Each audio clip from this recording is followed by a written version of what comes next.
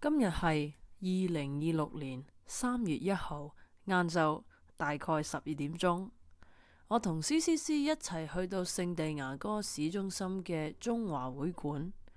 CCC 係 UCSD 嘅廣東文化學生會，咁我哋今日就去咗呢個節目度做義工。咁我今日會同大家講下喺呢個會度做咗啲乜嘢。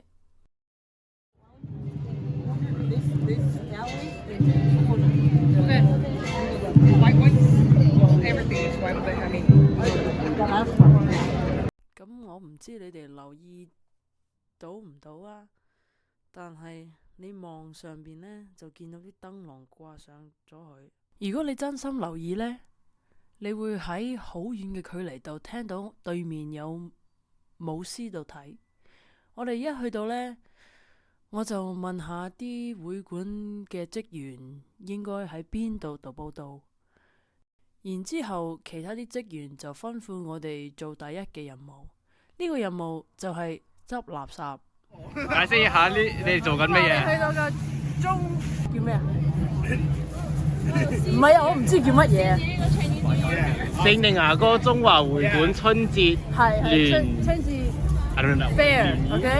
咁我哋而家做緊義工，我哋個義工個職責咧就係抌垃圾。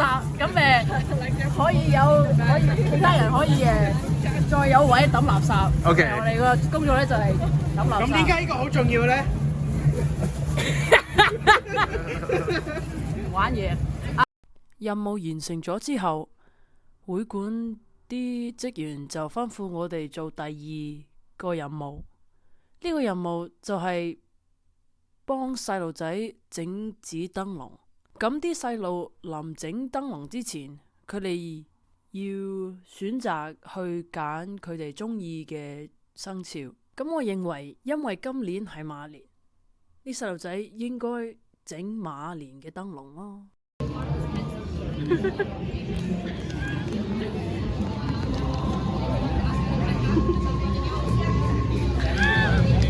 呢啲就叫做利是。利是呢，就係平時父母呢會擺錢入邊，一擺咗錢之後呢，會俾細路，即係新年嘅時候擺俾細路哥。咁俾利是新年做嘅嘢。咁唔係淨係普通人可以派利是嘅，你一定要結咗婚之後先派到利是嘅。咁我而家就俾你睇下應該用咩方法先攞到利是。我同啲138學廣東話嘅同學仔一齊表演俾你睇。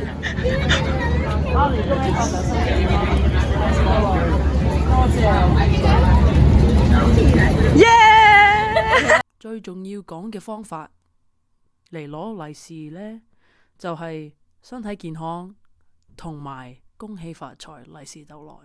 跟住呢個會館嘅特色就係佢哋有2棵樹俾你用條布嚟綁上去嘅。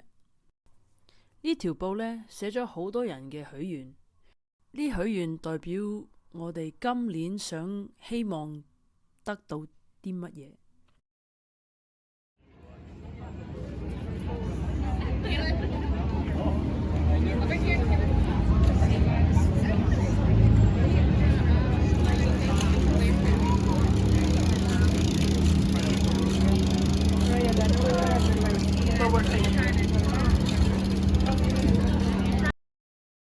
而家我哋就去睇舞獅，跟住仲有啲龍舞睇。個獅字就代表力量，咁個舞獅就代表好運、重遇同埋繁榮。咁每次有舞獅表演呢，啲好嘈嘅聲就係代表衰運消除晒。